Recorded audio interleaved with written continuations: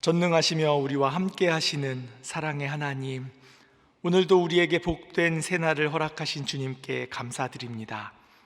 지난 한 주간의 모든 수고와 애씀이 주님께서 주신 간밤의 평안한 쉼 가운데 모두 눈 녹듯 사라졌습니다. 주님께서 주시는 생명의 기운으로 충만하게 하시어 오늘 기도의 자리, 말씀의 자리로 발걸음을 인도해 주신 주님께 감사와 찬송을 올려드립니다. 놀라운 음성을 내시며 우리가 헤아릴 수 없는 큰 일을 행하시는 하나님, 어제는 하나님께서 눈을 명하여 땅에 내리라 하셔서 우리가 함께 잠깐이나마 첫눈을 보는 기쁨을 누렸습니다. 하늘과 땅을 주관하시고 계절과 날씨를 바꾸시는 하나님, 우리의 삶과 우리 나라와 민족 그리고 온 세계 열방을 다스리시는 하나님을 믿고 의지하며 이 시간 기도합니다. 우리의 기도를 들어 주옵소서. 우리나라 대한민국 가운데 함께 하사 이 나라가 사람의 손이 아닌 하나님의 손에 달려 있기를 원합니다.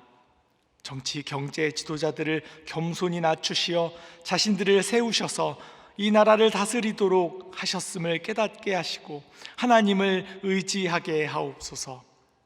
갈등과 분열로 다투는 일에만 집중하고 쏟아붓던 그 시간과 힘을 돌이켜 섬김의 자리에서 발휘하게 하옵소서. 그리하여 당면한 많은 과제들, 경제 안보의 위협들을 합력하여 잘 대처하게 하여 주시고 지혜와 돕는 마음을 허락하옵소서. 추운 날씨 가운데 소외되는 이웃들이 없게 도와주시고 또한 이를 잘 도와줄 수 있는 지원 방안도 잘 마련하게 하옵소서. 주님, 우리나라의 교육을 위해 기도드립니다.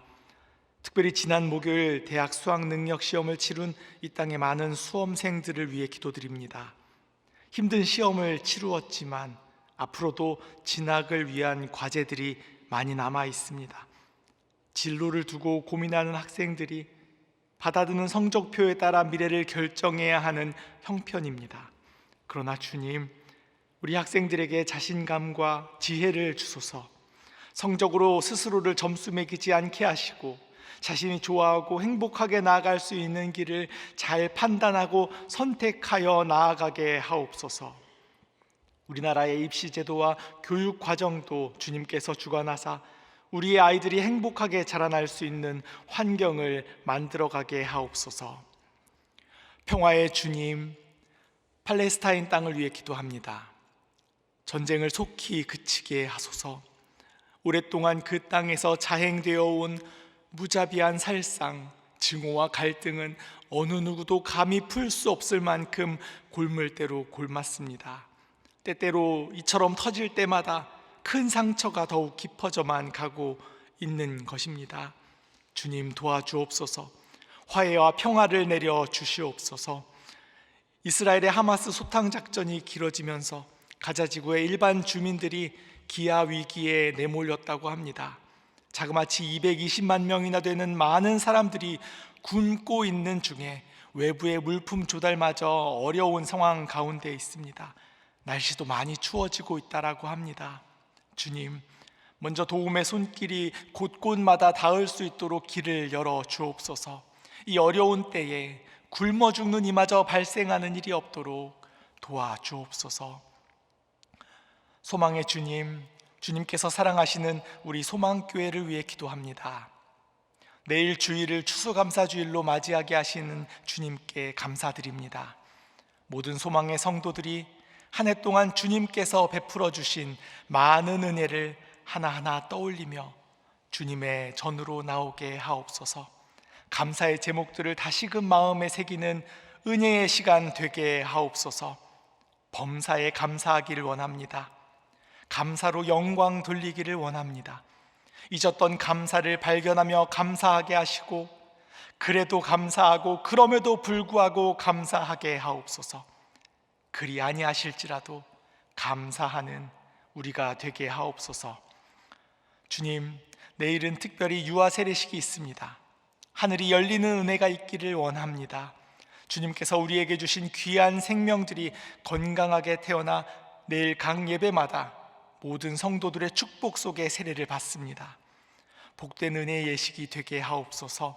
믿음으로 결단하는 부모님들에게는 아기를 온전히 주님께 맡겨드리는 믿음 허락하여 주시고, 세상의 방식이나 부모의 욕심이 아닌 주님의 뜻 안에서 주님만을 의지하며 아이를 양육할 수 있도록 도와주옵소서. 우리 아기들이 건강하고 지혜롭게 잘 자라게 하여 주시고, 하나님과 많은 사람들에게 사랑받고 칭찬받는 그 평생의 인생에 함께 하시는 은혜가 있도록 도와주시옵소서. 이제 생명의 말씀 앞으로 나아갑니다. 주님 말씀하옵소서. 겸손하게 주의 말씀을 청종할 수 있도록 도와주옵소서. 예수 그리스도 이름으로 기도드립니다. 아멘. 하나님께서 오늘 우리에게 주시는 말씀은 욥기 38장 1절부터 18절까지의 말씀입니다. 욥기 38장 1절부터 18절까지의 말씀을 함께 봉독하겠습니다.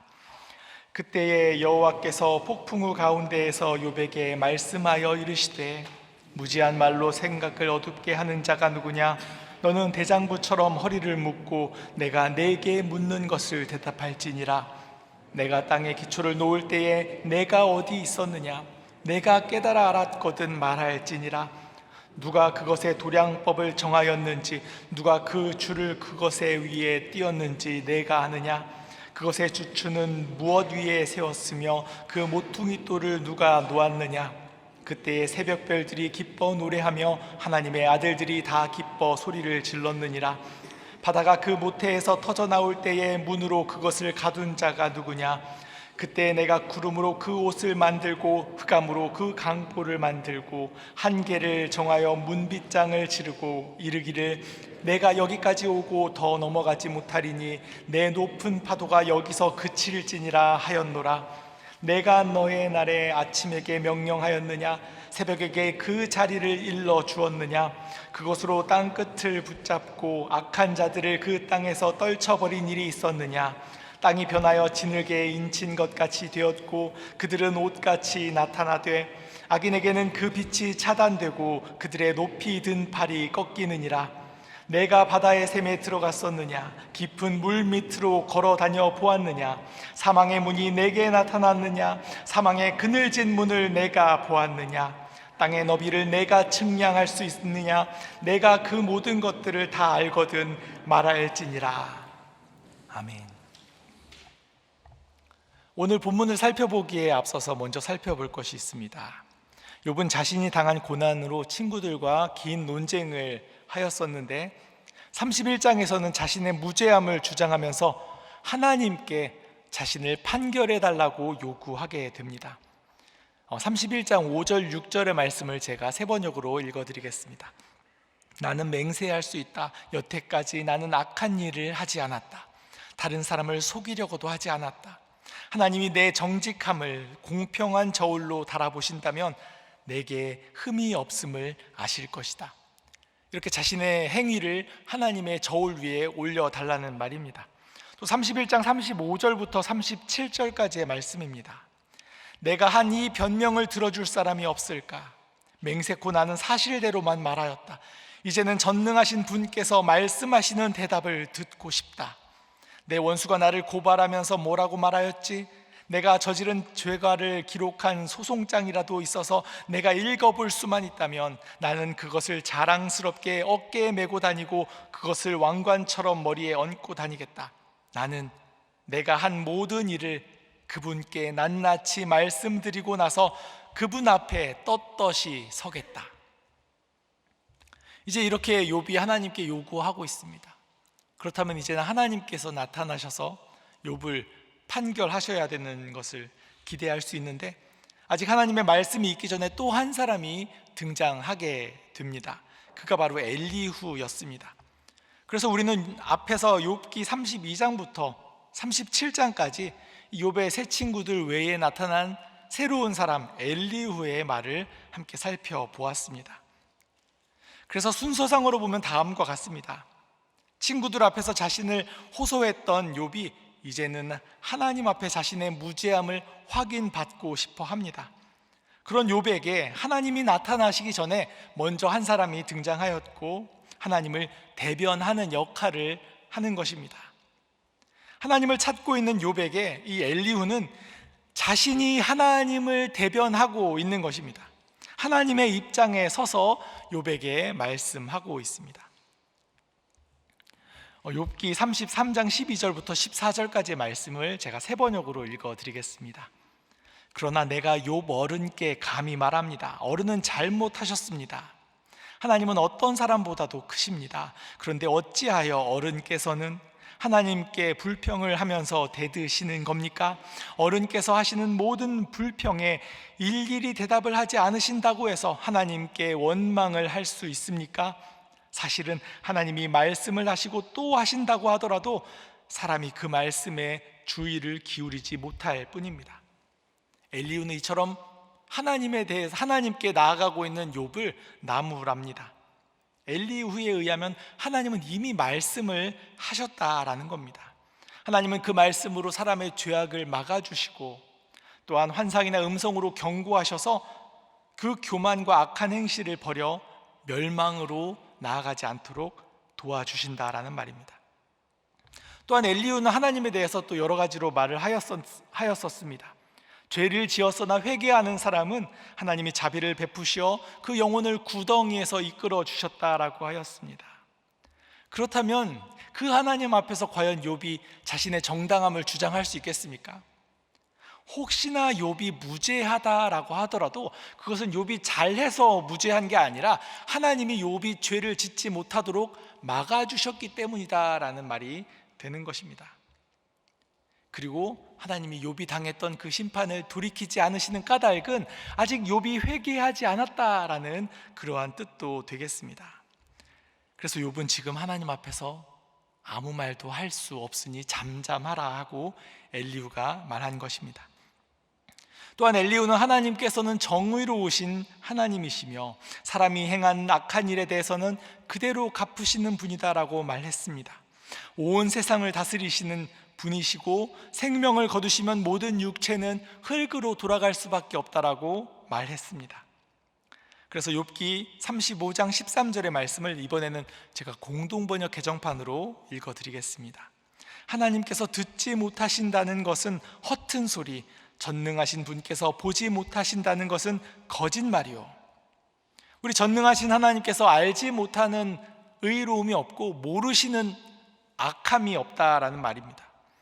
그래서 하나님은 각 사람을 이미 다 감찰하고 계시기 때문에 심판하시려고 할 때 따로 시간을 더 필요하지도 않다라고 말을 하고 있는 것입니다. 36장 15절 말씀입니다.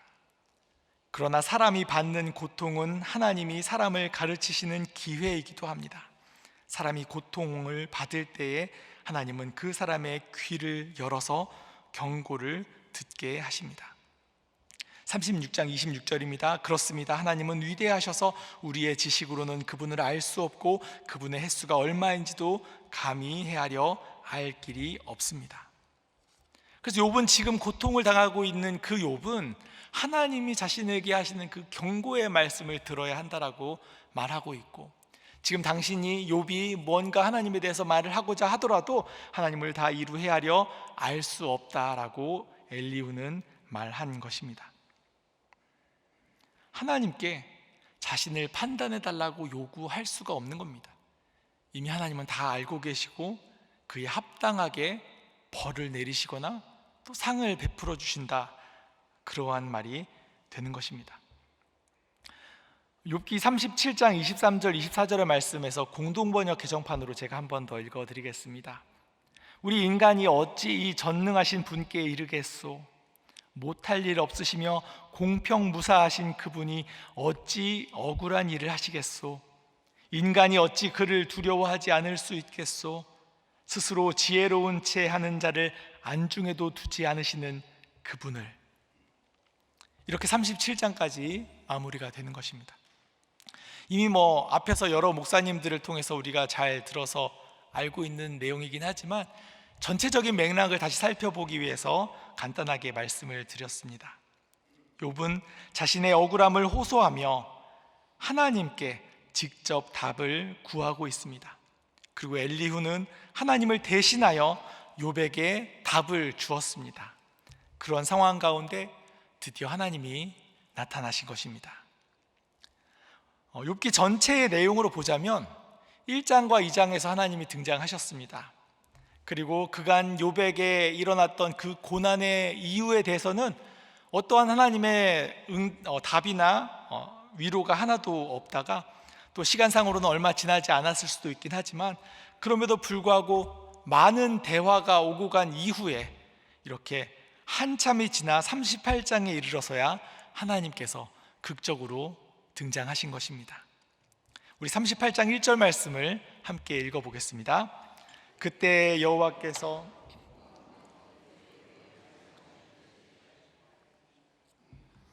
이 폭풍우 가운데에서 하나님께서 욥에게 나타나셨습니다. 앞에서 엘리후가 하나님은 번개와 천둥으로 말씀한다 하셨는데 꼭 정말 그처럼 하나님이 나타나신 것입니다. 이 구약에서는 하나님께서 이스라엘 백성들에게 말씀하실 때에는 이와 같은 기이하고 압도될 만한 그런 상황 가운데 하나님이 말씀하게 되는 것들을 보게 됩니다. 그래서 자연스럽게 사람으로 하여금 하나님을 경외하는 마음을 갖게 만드시는 것입니다. 출애굽한 이스라엘 백성들이 시내산에 이르게 되었을 때입니다. 출애굽기 19장 9절 말씀입니다. 여호와께서 모세에게 이르시되 내가 빽빽한 구름 가운데서 내게 임함은 내가 너와 말하는 것을 백성들이 듣게 하며 또한 너를 영영이 믿게 하려 함이니라. 모세가 백성의 말을 여호와께 아뢰었으므로 16절입니다. 셋째 날 아침에 우레와 번개와 빽빽한 구름이 산 위에 있고 나팔 소리가 매우 크게 들리니 진중에 있는 모든 백성이 다 떨더라. 그와 같은 두려움과 떨림을 갖게 만드는 상황 가운데 하나님이 임재하시는 것입니다. 그런데 하나님이 꼭 그렇다고 폭풍이나 번개, 천둥과 같은 것에만 임재하시는 것은 아닙니다. 반대의 경우도 나오는데, 선지자 엘리야가 자신을 죽이려고 하는 그 이세벨 여왕을 피해서 도망했던 그 호렙산에서 하나님이 나타나시게 되는 것이 있습니다. 그런데 이때는 엄청난 자연 현상이 지날 때에 그 가운데 계시지 않는 하나님을 말씀하고 있습니다. 열왕기상 19장 11절 12절입니다. 여호와께서 이르시되 너는 나가서 여호와 앞에서 산에 서라 하시더니 여호와께서 지나가시는데 여호와 앞에 크고 강한 바람이 산을 가르고 바위를 부수나 바람 가운데에 여호와께서 계시지 아니하며 바람 후에 지진이 있으나 지진 가운데에도 여호와께서 계시지 아니하며 또 지진 후에 불이 있으나 불 가운데에도 여호와께서 계시지 아니하더니 불 후에 세미한 소리가 있는지라. 그러나 그래도 이 역시 마찬가지로 폭풍이나 지진이나 불도 하나님께서 주관하시는 것이다, 하나님의 다스림 아래에 있다라고 하나님의 그 위엄을 나타내시는 도구로 사용되는 것을 보게 됩니다. 그러니 오늘 우리가 함께 읽은 본문에서 드디어 하나님이 폭풍우 가운데 나타나시는 이 장면을 볼 때에 그 가운데에서 말씀하시는 그 하나님의 음성을 듣는 욥의 심정을 우리가 함께 생각해 보았으면 좋겠습니다. 욥은 어떠한 마음으로 하나님의 그 음성을 듣고 있겠습니까? 욥은 폭풍우 가운데 압도되어 두려움과 떨림을 가지고 하나님의 말씀을 받았을 수도 있겠습니다. 아니면 다른 선지자들의 그 고백처럼 내가 이 하나님을 직접 배웠으니 나는 이제 죽었구나 하고 말했을지도 모르겠습니다. 앞에서 욥이 그렇게나 하나님을 찾았으니 하나님 앞에 자신의 의로움을 판단받고 싶다, 하나님 앞에서 나를 증명하고 싶다라고 그렇게 강하게 원했으니 이제 욥의 마음은 감격으로 가득 차서 드디어 하나님 앞에 내 무죄함을 말씀드릴 수 있겠구나 하고 나아갔을지도 모르겠습니다. 그러나 욥에게 하시는 하나님의 말씀은 어떠했습니까? 말씀을 읽어본 우리에게는 상당히 의아한 부분이 있습니다. 하나님은 욥이 당했던 일들, 너무도 억울할 만한 일들, 큰 고통에 대해서는 한마디 언급도 하지 않으십니다.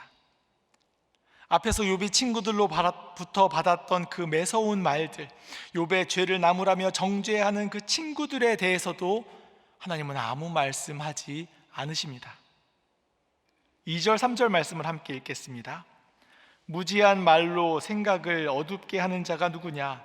너는 대장부처럼 허리를 묶고 내가 내게 묻는 것을 대답할지니라 하고, 오히려 욥이 무지하다라고 말씀하시면서 욥에게 질문을 던지시고 너가 답을 해보아라고 말씀하고 있습니다. 답을 구하고 있는 욥에게 너가 답을 해보아라 하고 하나님이 말씀하시는 것입니다. 정확하게 따지고 보면 욥이 당했던 그 고난의 배후에는 하나님이 계셨습니다. 물론 우리는 알고 있고 욥은 알지 못하는 것이겠지만 지금은 오히려 하나님이 자신을 변호해야 되시는 상황인 것입니다. 그래서 하나님께서는 나는 처음에 욥 너를 칭찬하고 또 온전하고 정직하고 하나님을 경외하며 악에서 떠난 사람이라고 내가 너를 자랑하였고 너의 의로움을 인정했었는데 괜히 사탄이 시험해보자고 해서 내가 한번 허락했노라고, 또 사탄 앞에서 욥의 의로움을 자랑하고 싶어서 그랬노라고 말씀하셔야 되는 상황인 것입니다. 소유물이나 자녀들의 복 때문에 하나님을 경외하는 것이 아님을 확인하고 싶었다라고도 말하시거나, 그래도 그 중에서도 욥의 생명은 해하지 말라고 내가 명령하였노라라고 하나님이 자신을 변명하셔야만 하는 그러한 상황인 것입니다. 그런데 하나님은 오히려 욥이 무지하다라고 말하는 것입니다. 오히려 내가 미안했다라고 욥에게 말씀하셔야 하지 않겠습니까? 하나님은 어떠한 자기 변명이나 사과도 하지 않으십니다. 그렇다고 욥을 위로하거나 그래도 잘 참았다고 격려하시거나 하지도 않습니다. 욥을 변호해 주시며 욥의 마음을 괴롭혔던 친구들을 나무라지도 않으십니다. 욥이 바라는 것처럼 욥에게 무슨 죄가 있거나 또 없거나 하는 그러한 말씀도 하지 않으십니다. 앞으로 어떻게 하시겠다라는 말씀도 없습니다. 다만 다음과 같이 욥에게 물어보실 뿐입니다. 그 물어보시는 질문이 오늘 이후에도 쭉 이어지기는 하지만 오늘 질문만 나누어 살펴본다면 3가지 정도로 볼 수 있겠습니다. 4절부터 11절까지의 말씀입니다. 함께 읽겠습니다. 내가 땅에 기초를 놓을 때에 내가 어디 있었느냐? 내가 깨달아 알았거든 말할지니라. 누가 그것의 도량법을 정하였는지, 누가 그 줄을 그것의 위에 띄었는지 내가 아느냐? 그것의 주추는 무엇 위에 세웠으며 그 모퉁이 돌을 누가 놓았느냐? 그때 새벽별들이 기뻐 노래하며 하나님의 아들들이 다 기뻐 소리를 질렀느니라. 바다가 그 모태에서 터져 나올 때에 문으로 그것을 가둔 자가 누구냐? 그때 내가 구름으로 그 옷을 만들고 흑암으로 그 강보를 만들고 한계를 정하여 문빗장을 지르고 이르기를 내가 여기까지 오고 더 넘어가지 못하리니 내 높은 파도가 여기서 그칠지니라 하였노라. 땅과 바다를 누가 만들었습니까? 그러한 질문에 대답할 수 있는 사람은 아무도 없습니다. 오직 하나님뿐입니다. 하나님께서 그것을 만드셨기 때문입니다. 그 다음 질문은 하늘의 해에 대한 질문입니다. 아침 해가 뜨게 하고 새벽이 왔음을 알리는 것, 그 떠오르는 아침 해를 받아 땅이 색깔을 드러내고 악인들의 그 잘못이 다 드러나게 만드는 것, 그것은 피조물의 그 어떤 누구도 답을 할 수 없습니다. 오직 모두 하나님이 하시는 일입니다. 그 다음 질문은 더욱 심오합니다. 바다의 저 밑에, 또한 사망의 저 문에 대한 질문입니다. 어느 누가 바다 밑을 다 알겠습니까? 어느 누가 사망의 문에 가보기나 했겠습니까? 18절 말씀은 공동번역 개정판으로 읽으면 더 와닿을 것 같아서 읽어드리겠습니다. 내가 넓은 땅 위를 구석구석 살펴 알아보지 못한 것이 없거든 어서 말해보아라. 우리는 땅 위에서 일어나는 모든 일들에 대해서 다 알 수 없습니다. 하나님의 이 질문, 위대하신 하나님, 전능하신 하나님에 대한 말씀들은 우리에게는 위로가 되지만 과연 욥에게 위로가 되겠느냐라는 말씀입니다. 어떻게 생각하십니까? 그런데 이러한 내용들이 있습니다. 하나님께서 욥에게 하신 그 말씀은 우리가 알지 못하는 하나님과 욥만의 친밀한 대화라는 말입니다. 이 수사학적 의문문들은 묻는 자와 듣는 자 간에 이미 공유하고 있는 사실을 전제하고 있기 때문에 질의 응답을 통해 상호 친밀감이 형성된다라고 합니다. 지금 하나님의 물으심은 욥이 하나님에 대해서 이미 다 알고 있는 것들에 대한 질문이 되는 것입니다. 욥은 지금 저 멀리에 계신 하나님이 아니라 나와 함께 하신 하나님, 내 고통에 대해 답하시는 그 하나님에 대해서 깊이 느끼면서 친밀감을 느끼고 있다라는 말씀입니다. 그리고 하나님께서 이처럼 말씀하시는 그 창조 세계에서 일어나는 그 어떤 일도 하나님의 이치 밖에서 일어나는 일이 하나도 없다라는 것을 다시금 욥은 알게 되는 것입니다. 우리는 어떠합니까? 우리에게도 오늘 하나님이 하시는 이 말씀이 은혜가 되시겠습니까? 우리는 알 수 없는 것들이 참 많은 세상을 살아가고 있습니다.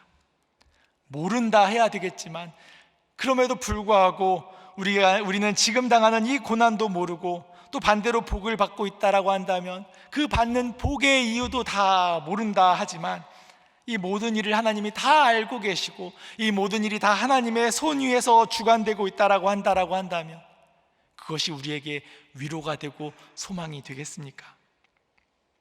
하나님께서 어제 우리에게 첫눈을 주셨습니다. 또 오늘은 해도 뜨게 하실 것입니다. 땅의 기초를 놓으시고 바다는 그 경계를 넘어오지 못하게 한계를 분명히 정해주신 하나님은 오늘도 지금도 여전히 일하고 계십니다.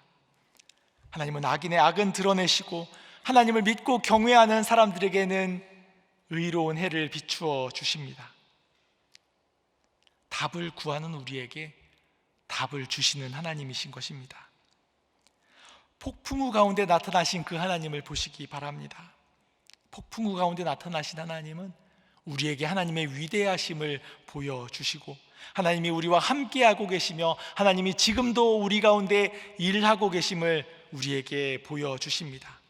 그 하나님을 믿는 믿음이 오늘도 우리는 알지 못하는 이 세상을 살아가야 하지만 그럼에도 불구하고 우리에게 큰 위로가 되고 힘이 될 수 있기를 간절히 소망합니다. 함께 기도하겠습니다. 하늘에 계신 우리 아버지, 아버지의 이름을 거룩하게 하시며 아버지의 나라가 오게 하시며 아버지의 뜻이 하늘에서와 같이 땅에서도 이루어지게 하소서. 오늘 우리에게 일용할 양식을 주시고 우리가 우리에게 잘못한 사람을 용서하여 준 것 같이 우리 죄를 용서하여 주시고 우리를 시험에 빠지지 않게 하시고 악에서 구하소서. 나라와 권능과 영광이 영원히 아버지의 것입니다. 아멘.